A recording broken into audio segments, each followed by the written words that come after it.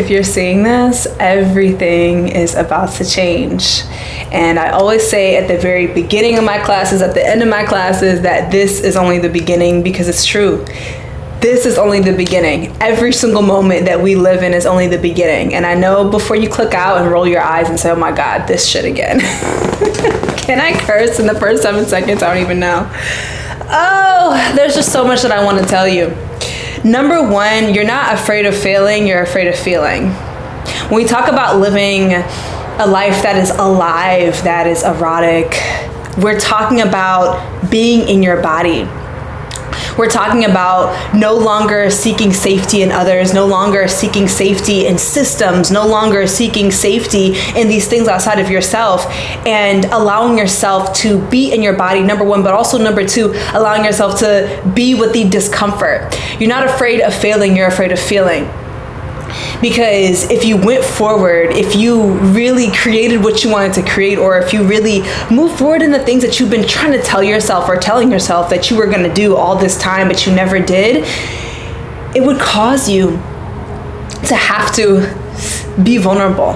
What I mean by I'm doing this thing, I'm touching my neck and I'm like being vulnerable. Because when you create something that your heart and your essence is really in, you're literally showing the whole world your neck and saying, this is my vein, this is my heart, this is exactly how you can hurt me, is by denying or by telling me this is terrible. This is my life's work. Here it is. And it's so hard. Because when you move forward, it can be so hard sometimes, because when you move forward and you are vulnerable and you move forward authentically and you create the thing that you've been wanting to create and you put yourself out there and you allow yourself to be seen, you have to sit with the entire range of emotion that's going to come up for you. Because at first you'll feel that sense of relief. And I'm telling you right now, I've said it before, but I'll say it again. You've been looking for relief and rest when many times the relief that you've actually been looking for is within creation. Because your soul did not come here to rest. If it did, you would have been born as a rock. You came here to create. But you'll feel that relief at first when you create. You'll have that moment where you feel like you're on top of the world. You've presented your life's work. You're so happy about it. And then that shadow mind, that second voice. And many times, I'm going to say this too, many times that voice that comes in is like, well, actually, you shouldn't quit your job because da-da-da, but it seems like a rational voice. It seems like a logical voice, but it only seems rational and logical because you've been conditioned to limit yourself so much that you think that this is the voice of truth. And so that voice starts to come in and tell you all the reasons why people don't like it, all the reasons why you're not getting what you want from this experience, all the reasons why it's not working out for you. And you're forced to face not just the light of what you created, but also all of what's going to come up after you create that thing. And you're forced to be in your body. You're forced to be alive. And when you clock in every day, or when you show up every day, even if you've created your own business or created your own project or whatever the case, sometimes we get into this space of autopilot. I do this and then I do this and then I do that, and then the life leaves the systems that even you've created, but also maybe the systems that you've said yes to, abided by, because your family, your parents, whoever said that's what you should do. And so you're not afraid of failing, you're afraid of feeling, because in this space of autopilot, you don't have to feel. You don't have to be alive. You don't have to feel the range and the breadth of emotions. But when we talk about living an erotic life, when we talk about this energy of pleasure, there's pleasure in everything. There's pleasure in everything. And eroticizing your fears, eroticizing your shadow, means being intimate enough with your pain until you see the pleasure in it. What does that mean? The very things that you're telling yourself you're so scared of, the very things that you are terrified of looking at even within yourself, you find delight in them. Underneath the surface emotion of fear or trying to suppress, you find delight in them. That's why many times we even root for the villain. That's why many times we see people, when it comes to sexual energy, they go for the direct opposite of how they present in their real lives. Because there's always a little bit of yin and the yang, there's always a little bit of pleasure in the pain.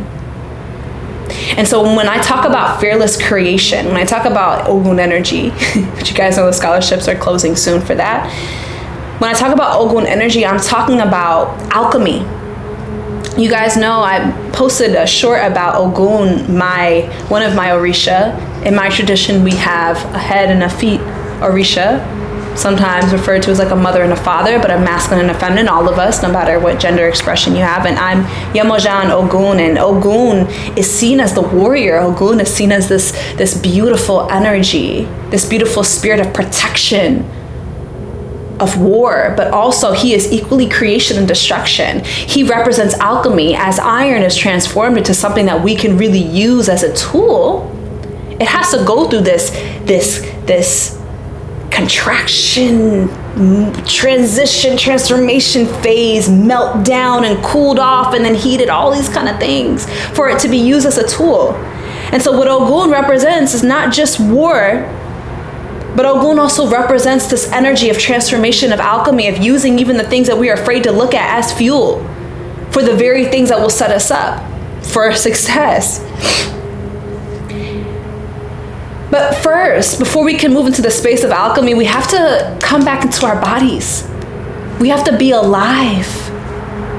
And even if you can do this with me right now, if you can close your eyes maybe and do this with me right now, hopefully you can. Just sit with me. Just name one thing that you can hear other than the sound of my voice. Name one thing you can hear. Name one thing you can feel. Maybe it's your shirt. Maybe it's your pants, or maybe it's your slippers. I'm always wearing slippers. Name something you can smell. Now take a deep breath in and release. How does it feel to be in your body? When we talk about creation, when we're talking about Ogun energy as well, we're talking about moving forward with relentless pursuit. And that doesn't always mean creating in the way that you think it does. Relentless pursuit means having your eyes set forward. As the emotions come up, as the fear comes up, as the feelings come up, as all the things come up in the space of you moving forward with something that you know that it would be your dying wish if you didn't move forward at least try with this. As all these things come up, when you learn how to collaborate with the density that's coming up for you, when you learn to hear that voice of your shadow, that voice of your shadow is not something to just shy away. It's not something to just write off. It's something to look directly at and listen a little closer. What are the things that you are deeply afraid of? What are the things that you're deeply ashamed of? What are the things that you're terrified of people finding out about you? What are the things that you're terrified? Like, what is the worst case scenario? And you begin to use your shadow as a muse when you stop trying to shut off that voice and instead look at it and ask, what does this really want to say within me? What is the thing that I'm really ashamed of? What is the thing that I'm holding so close to my chest and I'm so afraid of people finding out about me? And that is the very thing to lead with. That is the very thing to bring front and center. Because that's your cutting edge. That's what's going to put a different essence, a different taste on your work, on whatever you choose to create. Many of us think that in order for us to step forward or be teachers or be artists even, we have to have some shit figured out. But if you look at people who have archetypal energy, your own blueprint, nobody can, there's one of one. When you look at people like that, they lead equally with their light and their dark. One of my I haven't said this yet, but one of my personal examples, favorite examples of archetypal energy is Eartha Kitt. Legend. So many of us saw this beautiful clip of her. I wish I could find it and put it in here. I am not as good as with technology as I'd like to admit, so I probably won't be able to, but so many of us have seen that clip of the interview of her just throwing back her head and laugh. But are you willing to compromise within a relationship? To compromise? What is compromising? Compromising for what? Compromising for what reason? To compromise for what? To compromise. What is compromise? If a man came into your life, wouldn't you want to compromise? Stupid. A man comes into my life and I have to compromise? You must think about that one again. She led with such a sensuality and a vulnerability and an intimate energy, but then also led equally with her dark siren energy as well. And that's why she is such, rest in peace, but I'm still gonna say it because her spirit lives on, at least in my head, is such a beautiful archetypal energy. Please put in the comments who you feel like is an archetypal energy for you. For me, it's always gonna be Eartha Kitt. I know for my partner, it'll probably be Nina Simone. They love Nina Simone. Who's an archetypal energy for you? But when we talk about archetypal energy, you can also become your own archetype. And the way that you become your own archetype, the way that you become, that you step into this energy of one, because we all are, is by putting the shame in the front. Putting the things that you've been suppressing in the front. Whether it's anger, whether it's jealousy, whether it's codependency, whatever the case is. And we're not saying lead your life with these things. We're saying be honest, be vulnerable. Be honest, be vulnerable. Realize that the depth of the emotion that you experience, it's not something to be ashamed of. It's not something to shy away within yourself. It's something to embrace. It's something that other people are going to relate to because it's the untouched erotic that so many of us don't want to admit to. And so becoming an archetype is combining all the light and dark aspects of yourself and leading with fullness, with feeling, with aliveness. You guys already know there's a free ebook on how to become your own archetype, which is below, that I wrote. But this energy that we're looking at here, when we think about standing out in the crowd, maybe if you're a content creator, or maybe you're a teacher, or whatever the case is, but when we talk about standing out in the crowd, especially in the sea of billions of people on the internet, the way that you stand out in the crowd and the way that you stand out in life is by becoming your own archetype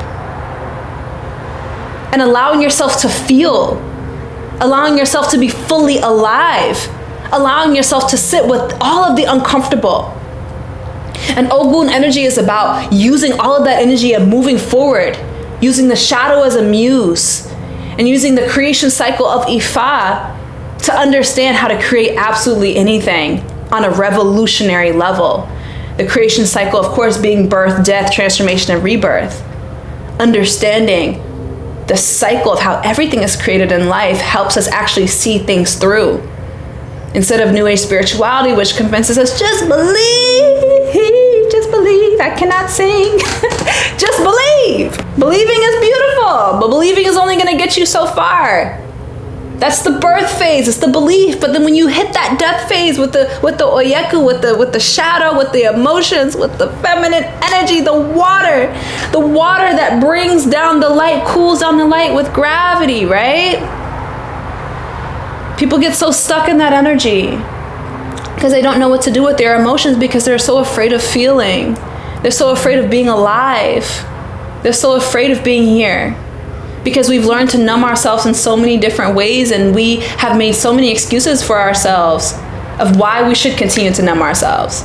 Trust me, I'm not speaking from a space of judgment.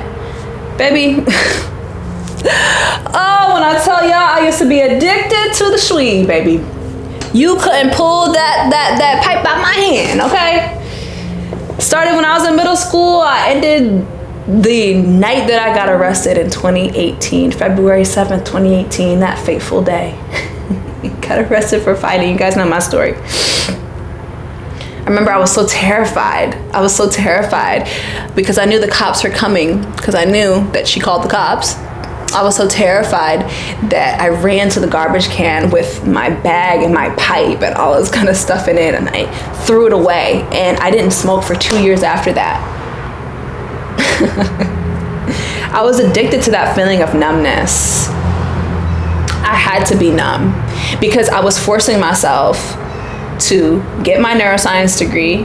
There were some things that were beautiful, of course. I mean, I was able to do global health research in Ghana through my minor in Africana studies. This was probably an unconscious initiation into the African traditional religion that I practice now, learning more about the Akan people. Beautiful moments in my undergrad degree, but a lot of it was me just trying to be who my dad wanted me to be. He wanted me to pursue a medical degree. He wanted me to be pre-med. He wanted me to do all these things. And even though I wasn't that interested, I was only really interested in helping people, but I didn't really feel connected with what I was learning. I just continued to move forward. And so a coping mechanism that I developed, especially my senior year, was, baby, you would not catch a moment where I was sober. I think my partner says all the time that I seem high all the time. I don't know last time I have no idea when last time I smoked. It's been years. And maybe it's the residual. Maybe it's the residual highness, child. So I say that to say, I get it. It's so hard for us to feel alive, especially when we're forcing ourselves to be something or someone that we are not. Oh. But at the end of the day, if you want to create a life that's in love with you, you have to come back to your body. You have to decide that being alive and all the feelings that will come from that feeling of aliveness within your body, within your spirit, it's worth it. It's worth more than just being numbly comfortable. It's worth it. So if you're seeing this is your sign that everything is about to change. This is also your sign that you can stop expecting the worst. This is also your sign that if you decide to be alive right now, to come into your body right now, that there's so much that's in store for you. And one of those things is actually creating the things that you know you feel and see within. But you have to do the things that are uncomfortable, and you're not afraid of failing, you're just afraid of feeling, because feeling is so uncomfortable. What do people say after they get their heart broken? Well, I'm never gonna do this again. I'm never gonna feel this again. That's kind of how we have that relationship. We have that similar relationship with life. I'm never gonna fail again. But is it worth it?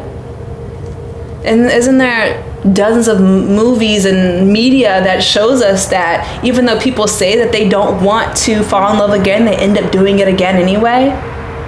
So allow life to fall back in love with you by being fully present in the relationship that's never gonna end, which is your relationship with life, which is your relationship with your body, which is your relationship with yourself. You guys already know there's a free book and a free masterclass on the 14th, but there's a free book below on how to become your own archetype, and I'll see you in Ogun energy. I love you so much. Love you so much. And I'll see you next time. Odab.